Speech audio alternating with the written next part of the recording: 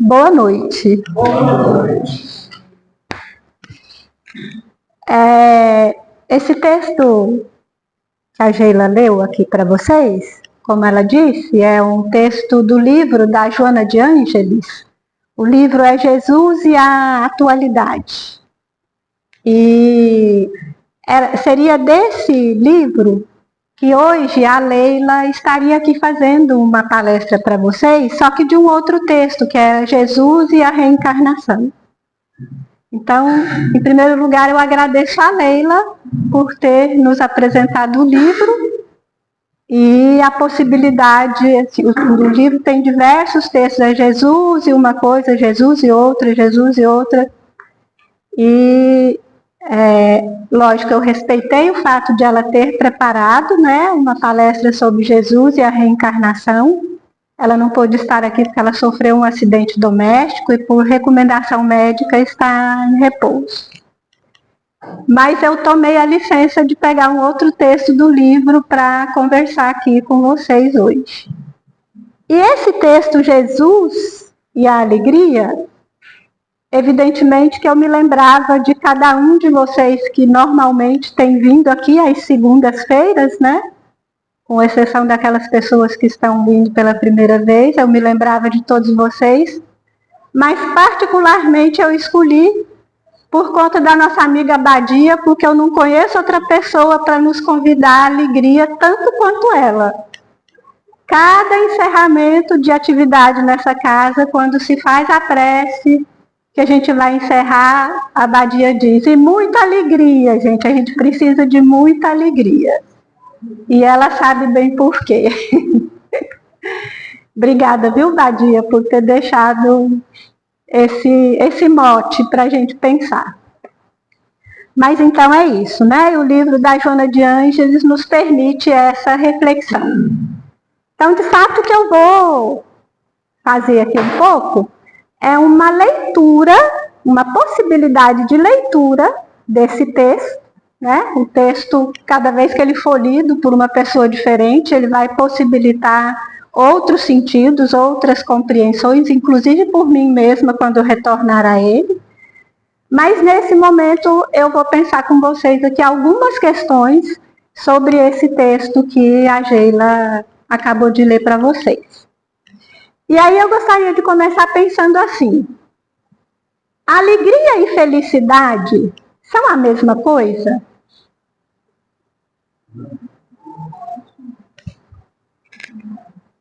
Não. Em alguns aspectos talvez se assemelhem e outros se diferenciem, né?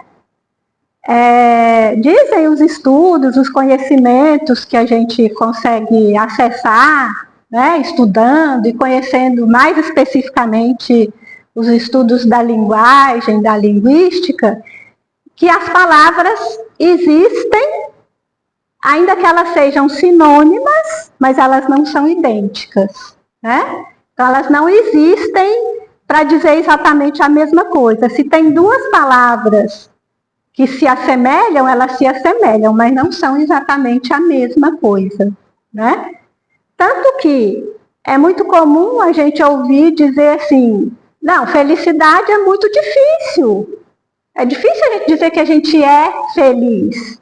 A gente pode até dizer que está feliz, mas ser feliz parece ainda uma condição que nós não alcançamos, né? Poderemos alcançar, mas ainda não alcançamos. Agora, ser alegre é tão difícil quanto ser feliz? Não. Estar... E é alegre. E a gente sabe a história da Badia, né? Ser feliz ou estar feliz requer um estado, uma condição espiritual que nós estamos caminhando para alcançar, mas estamos no caminho. Agora, a alegria parece que é um pouco mais fácil. Só que tem um detalhe. No cultivo da alegria, a gente vai construindo um caminho feliz e para chegar à felicidade, né? Então, se a gente procurar no dicionário, a gente tem lá que alegria. Aí vocês vão ver que tem definições aqui que são bem parecidas, né? Até iguais mesmo. Então, a gente encontra que a alegria é estado de satisfação extrema, é sentimento de contentamento ou de prazer excessivo. Alegria é circunstância ou situação feliz. Se a situação é feliz, a gente fica alegre. A alegria é condição de satisfação da pessoa que está contente, que está alegre. A alegria é aquilo que causa contentamento ou prazer. Ação de se divertir, de se entreter ou de alegrar alguém. É divertimento. Estado de contentamento, de prazer moral, é júbilo, é regozijo. O filósofo holandês Spinoza, do século XVII, compreendia a alegria como o afeto, olha só, para ele a alegria é o afeto que possibilita a passagem para uma perfeição maior. Ou seja, a alegria é quando encontramos um corpo, e aí entenda-se corpo não como corpo humano ou como corpo animal, mas quando a gente encontra uma condição, um objeto, uma situação, tá? Que aumenta a nossa potência de agir, fortalecendo o nosso conatus. O conatus seria a conexão do corpo com a mente. Quando fortalece essa conexão do corpo com a mente, numa determinada situação que nos promove ao bem, é o que o Spinoza considera como alegria, o momento em que a gente é afetado pela alegria. E aí ele diz assim, ao contrário da alegria, a tristeza é o afeto que nos coloca numa passagem para uma perfeição menor. Então você tem toda a razão, Badia, quando você fala assim, gente, a gente precisa estar alegre. Quando a gente está alegre, a gente se conecta numa passagem para uma condição maior. E felicidade? O que é que a gente encontra? Qualidade ou estado de feliz, estado de uma consciência plenamente satisfeita. Tem alguém aqui que alcança essa consciência? Felicidade é satisfação, contentamento, bem-estar, boa fortuna, sem dúvida, né? Sorte. Sensação real de satisfação plena. Também não chegamos lá ainda, né? Condição da pessoa feliz, satisfeita, alegre. A pessoa que é feliz, evidentemente, ela é alegre, né? Estado de quem tem boa sorte, circunstância ou situação em que há sucesso. Isso tudo pode promover a felicidade, né? Mas aí a gente vai percebendo as diferenças.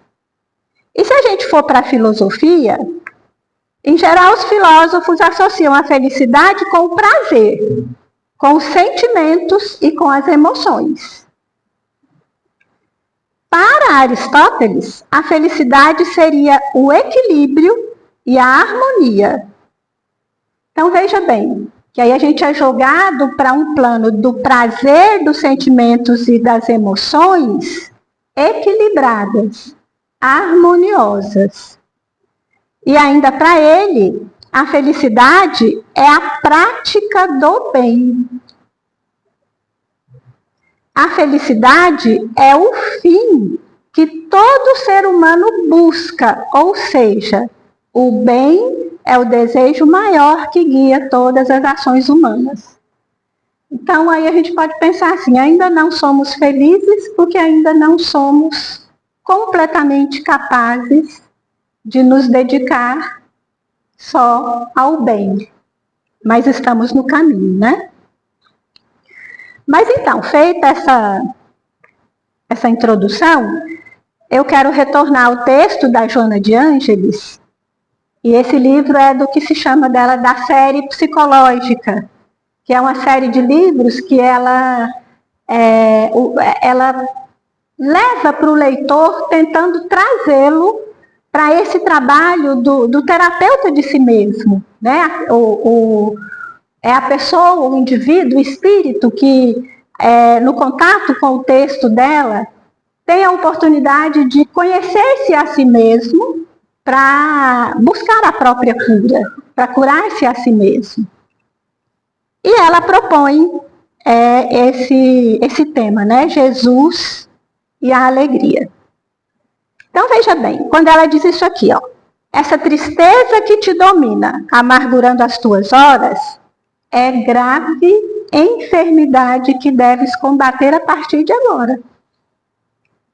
Então, se andamos tristes, vamos concentrar as nossas energias para combater essa tristeza, porque por mais fundamento que essa tristeza tenha, por mais razão que essa tristeza tenha de existir, não é a tristeza que vai nos conduzir à prática do bem, à conquista da felicidade, da satisfação plena. Por quê?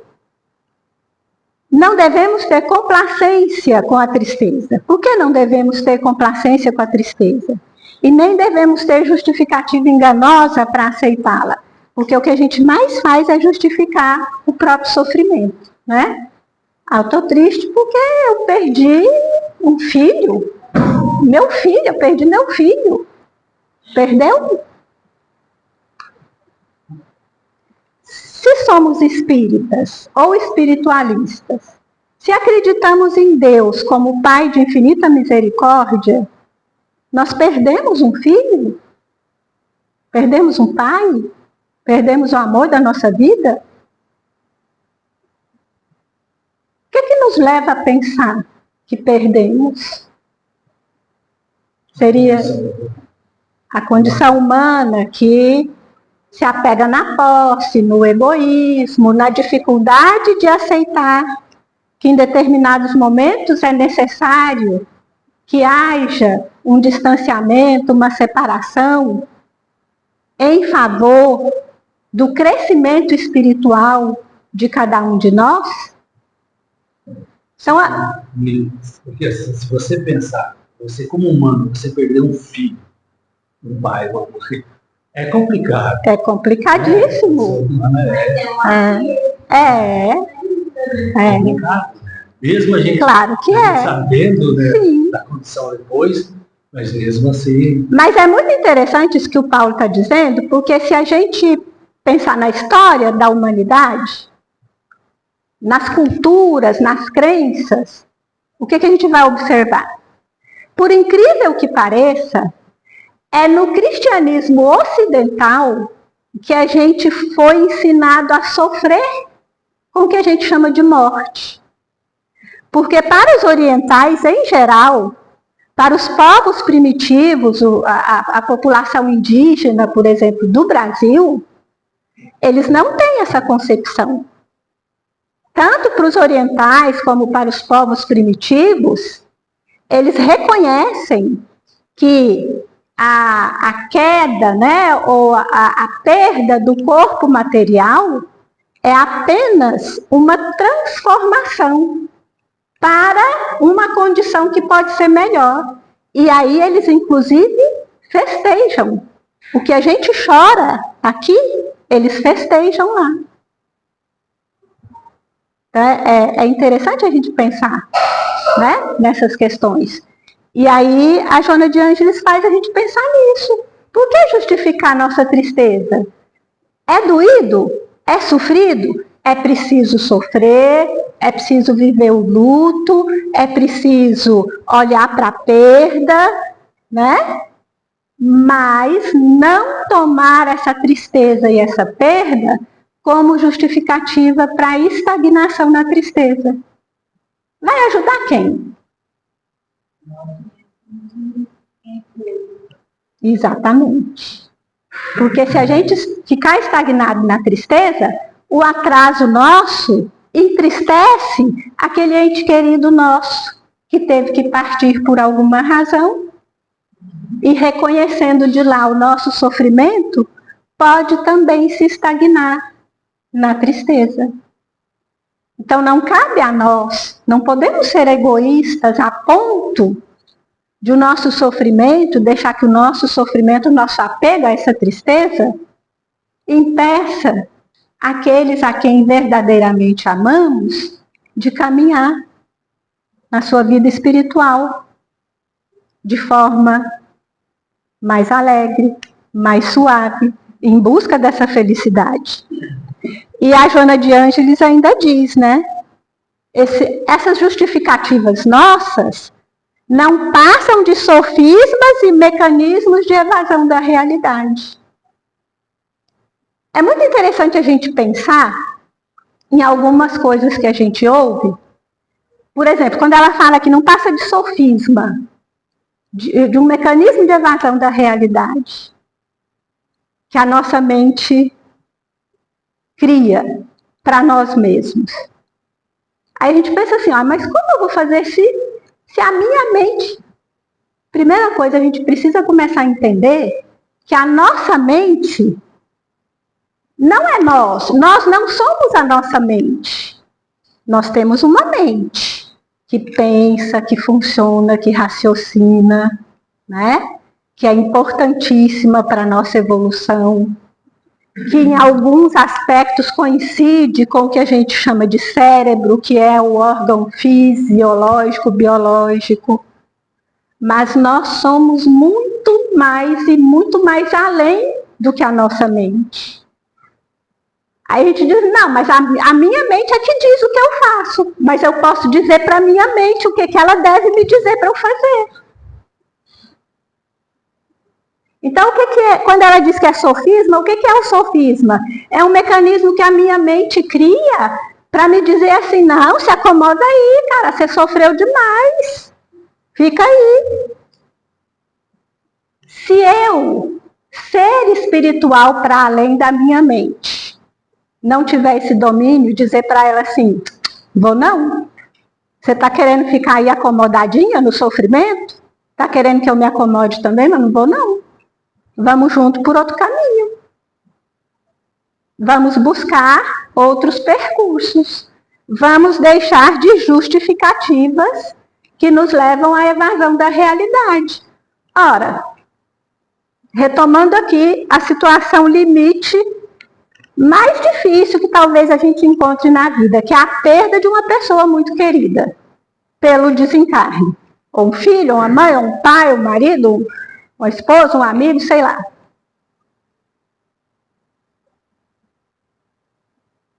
Se isso acontece, há de ter uma razão, e uma razão que não é injusta, e que se nós soubermos olhar para ela, nós vamos aceitá-la com a alegria de quem aceita a chamada de atenção de um pai que quer que nós cresçamos para alcançar a felicidade plena. Ou então não vale a pena acreditar, né?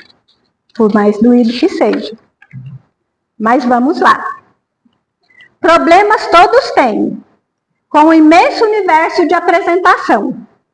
A falta deles geraria, por enquanto, desmotivação para a luta, para o progresso. Então, o que a Joana de Ângeles está dizendo? Se eu estou entregue ao sofrimento e à tristeza e não consigo me alegrar por nada nesse mundo, não sou só eu. Cada um de nós aqui tem seus motivos para cair nessa mesma condição. E ela acrescenta que se não fossem esses problemas, essas dores, essas dificuldades, nós não encontraríamos razão para lutar pelo nosso próprio progresso e o progresso dos outros. E convenhamos que para nos acomodar não é difícil, né?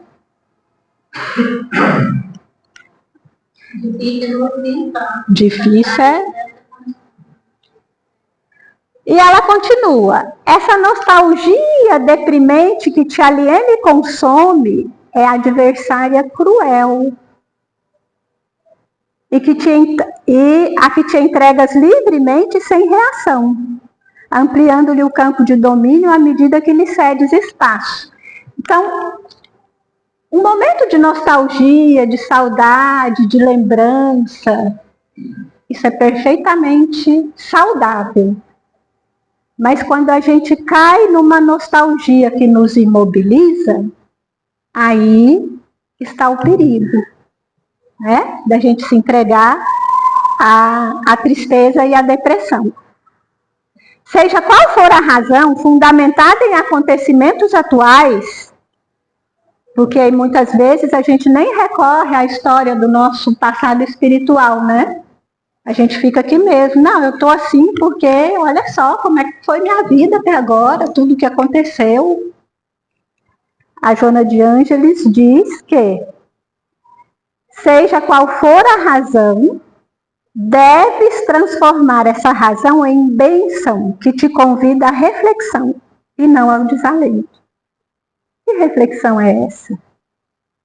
Uma boa é aquela da gente sempre se perguntar, né? O que eu preciso aprender com isso? Perdi o emprego? A amizade que eu mais cultuava nessa vida tomou uma atitude que é considerada assim, a mais vil e abjeta. O que isso quer me ensinar? Estou doente, agora estou com uma doença que eu descobri que dificilmente eu vou me curar dessa doença. O que eu tenho que aprender com isso? Porque não é por outra razão que a gente vive as dificuldades que a gente vive nessa vida, né? E aí, se diante de todas essas dificuldades a gente cai na tristeza, a Joana de Ângeles diz que a tristeza é o morbo, ou seja, é a doença, é a morbidade, né? Prejudicial ao organismo, peste que consome a vida. Tudo em tua volta é um hino de louvor, de alegria, de gratidão a Deus. Observa o bem. Quem tem olhos de ver, verá. A vida, a terra, o universo, movimenta-se numa rapidez, numa vertiginosidade,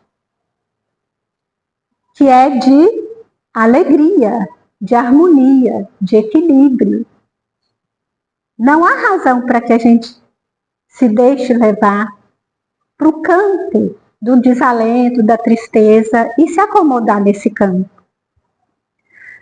Somente o homem, ou seja, somente a humanidade, né, o ser humano, e olha que ironia, que ela diz assim, ó, somente o ser humano, porque pensa, se não pensássemos, né, nem seríamos considerados humanos, se permite empolgar pela tristeza, descambando para os surdos conflitos da rebeldia. O que nos faz humanos, se a gente não tiver cuidado, é também o que nos perde como seres humanos, né? Que é a faculdade de pensar. Aí ela vem chamar nossa atenção para as causas, né? Os motivos. Quais seriam as causas, os motivos da tristeza, do que nos torna triste? Essa tristeza doentia. Essa tristeza pode resultar de dois fatores, evidentemente entre outros vários, mas tem dois que ela chama atenção. O primeiro é a reminiscência do passado espiritual. Às vezes a gente não tem essa reminiscência conscientemente, mas ela está aqui, né? No nosso perispírito, na nossa mente, na nossa memória. E o outro fator, perturbação com repercussão obsessiva, que seria o caso da sintonia nossa com espíritos, com entidades que também estão nesse campo da tristeza, né? Aí no primeiro caso, que é o caso da reminiscência do passado espiritual, as impressões pessimistas devem ser eliminadas. E aí eu peço licença e permissão aqui para vocês para falar um pouquinho da experiência que a gente tem vivenciado na sala mediúnica, né, no diálogo com as entidades que vêm para receber auxílio. O que é fundamental, quando é que no trabalho mediúnico, ali com todo o apoio da espiritualidade, o que é que nos permite alcançar um mínimo de acesso ao espírito sofredor que chega? É quando, sinceramente, a gente o acolhe e diz assim para ele: olha, não interessa mais o que você fez, quem foi você. Interessa o que você vai ser daqui para frente. Porque a gente recebe, acolhe, muitas vezes, espíritos de passado tenebroso. Vocês não têm ideia do que a gente ouve, às vezes, desses espíritos sofredores, do que eles fizeram. E do sofrimento que é para eles chegar naquela condição ali e assumir o que fizeram. Se o responsável pelo trabalho mediúnico chegar para essa entidade e dizer assim: realmente não tem jeito não, você, né, enfiou o pé na jaca. Qual é o auxílio que a gente vai estar oferecendo? Qual é a possibilidade de vislumbrar uma outra oportunidade? Qual é a prática do amor ao próximo que Jesus nos ensinou que a gente vai estar fazendo? Então, o que a gente tem que fazer com esse espírito que chega nessa condição? É garantir para ele que, assim como todas as outras pessoas, ele é filho de Deus e que Deus não nega oportunidade de regeneração, de refazimento, de perdão para ninguém. Porque se ele ficar pisoteando em todos os erros que ele cometeu, ele não vai querer saber de oportunidade de viver uma outra experiência. Ele vai se entregar a esse sofrimento sem fim. E aí, se a gente trouxer isso para a nossa vida de encarnado, não é diferente. Tudo bem, eu aqui na condição de encarnado, eu não consigo lembrar claramente como o espírito que a gente recebe lá na reunião mediúnica. Porque o corpo material me impede, felizmente. Mas a consciência não nos nega as puxadinhas de atenção. Aí quando uma situação se apresenta para nós, e aquela situação quase nos leva novamente a cometer equívocos que a gente sabe que não deve cometer mais, está me mostrando: olha, eu sou um espírito que tem uma tendência a cometer esse tipo de erro, esse tipo de equívoco. Então, deixa eu chegar para cá, não é isso que eu quero. Mas também não vou ficar no sentimento de culpa. Se eu estou tentando fazer isso é porque eu já fiz e agora não tem jeito, eu já fiz.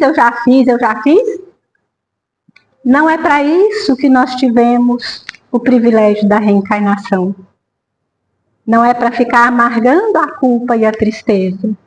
Pelo contrário, é uma oportunidade de luz, de iluminação, de alegria, né, de júbilo. Então, a gente precisa eliminar essas impressões pessimistas.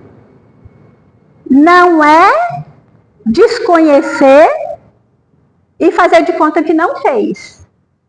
Fiz, mas estou disposta a não fazer de novo.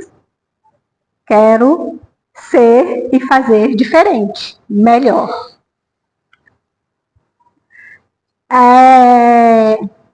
E a Joana de Ângeles enfatiza aqui, né?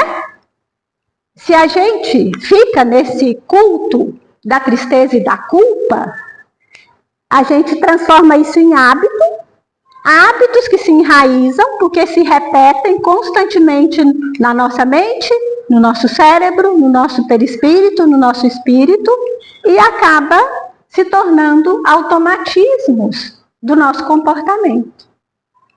Então vamos nos alijar, né, desse peso.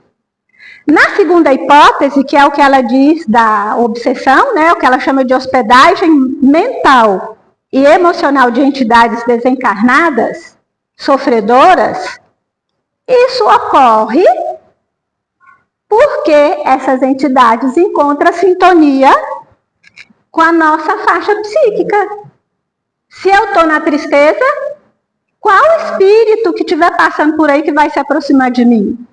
Não é o da abadia que fica o tempo inteiro chamando para a alegria.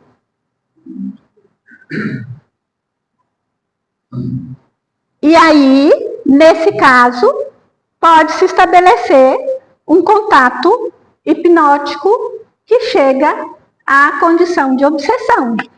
Então, isso faz mais uma vez a gente lembrar daquilo que a gente tem visto sempre, na literatura espírita a gente tem visto muitas vezes, que o obsessor não necessariamente é o vilão, é o responsável. Muitas vezes, para não dizer em todos os casos, mas pelo menos na maioria, nós somos copartícipes desse processo com responsabilidades iguais. O deprimido, o espírito, né? O desencarnado, deprimido, sofrido, que está afundado na tristeza, ele só se aproxima de mim quando a minha faixa mental permite que ele se aproxime. Por isso a importância do cultivo da alegria. Aquela máxima popular, né, que diz assim, rir ainda é o melhor remédio. E gente. Não é rir desequilibradamente e nem rir do outro, né? Não é o riso que discrimina, que ofende, que agride. Mas o riso que faz de uma situação que não precisa ser tão sofrida, ou que seria muito mais sofrida, se nós não formos capazes de olhar para aquela situação e pensar assim, olha só que oportunidade grandiosa de aprendizado. Quantos conflitos, quantas brigas, quantas desavenças, quantas coisas os envolvidos, se de repente param, olham para o outro e começam a pensar naquela situação ridícula, de forma bem-humorada, e acaba a briga, acaba a discussão, e as pessoas terminam por se divertirem com a situação. E isso é concreto. Quem ainda não passou por isso, faça o exercício. A gente minimiza muitas situações que seriam de ira quando a gente começa a rir até de nós mesmos quando ficamos irados. Porque não tem coisa mais engraçada do que uma pessoa irada. Se ela se olhar no espelho, ela mesma vai rir. Porque é muito engraçada a pessoa que perde o equilíbrio, perde o próprio chão num ataque de ira, de cólera. Vale a pena a experiência.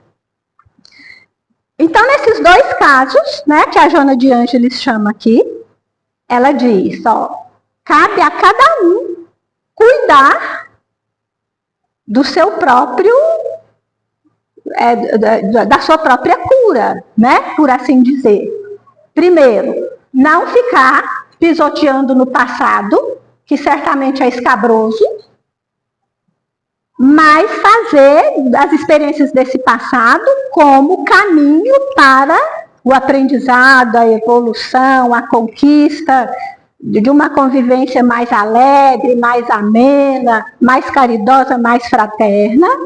E no caso da aproximação de entidades, de espíritos que se servem da nossa faixa mental, aí sim. E olha que interessante, No caso disso que ela chama aqui de hospedagem de mental e emocional de espíritos, quando a gente toma essa atitude de se reerguer numa atmosfera de alegria, de bem-estar, além de você sair dessa condição, você tira o outro também. Se ele for muito renitente e não quiser, ele vai procurar outro. Mas, em geral, aquele que se aproxima e percebe como a gente consegue mudar nessa atmosfera, acaba também por mudar. Bom, e a nossa leitura, que era para ser do texto, a gente não vai conseguir ir no texto até o final. Mas eu gostaria, pelo menos, de chegar aqui, ó.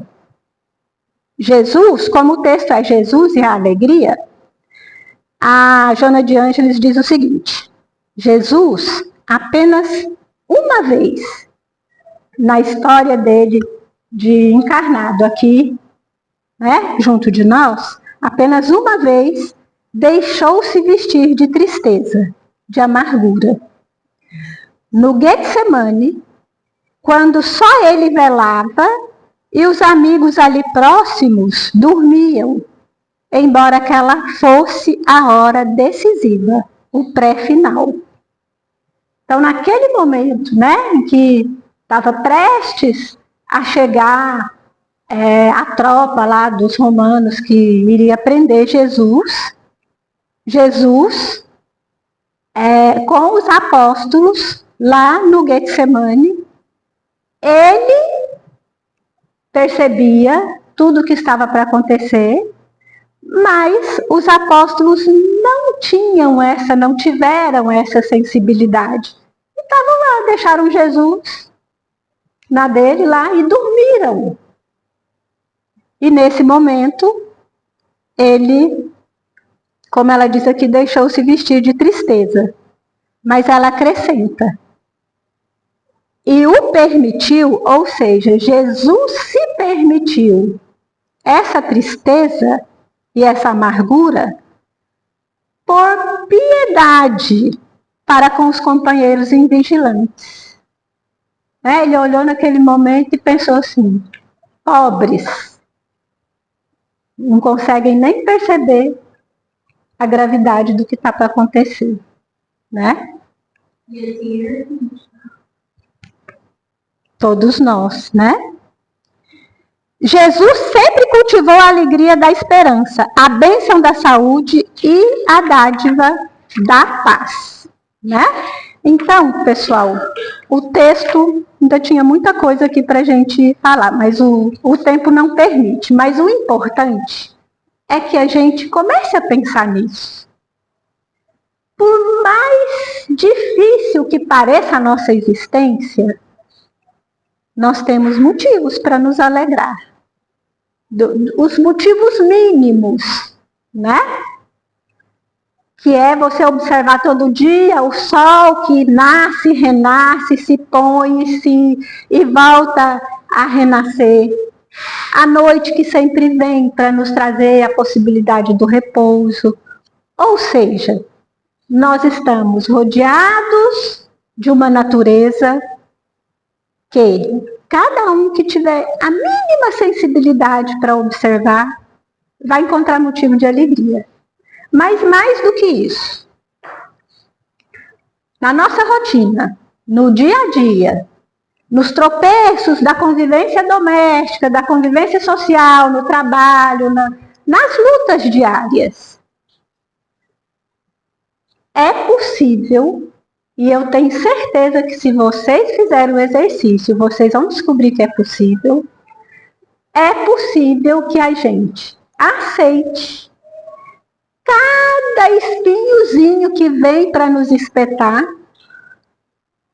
com alegria, porque a gente vai aprender que essa espetadinha vai fazer a gente dar um passo para frente.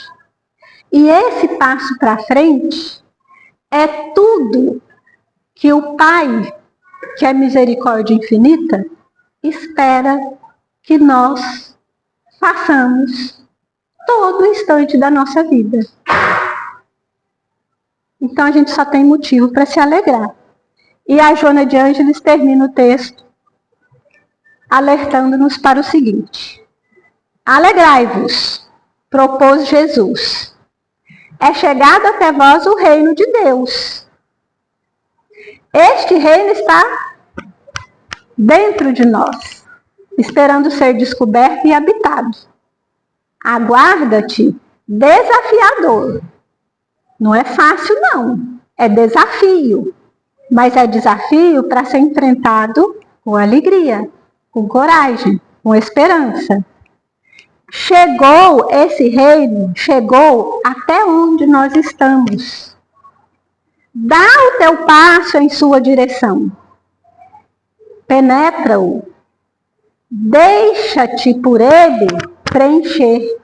E alegra-te para sempre. Porque nós somos heróis e heroínas que vamos concluir a nossa luta.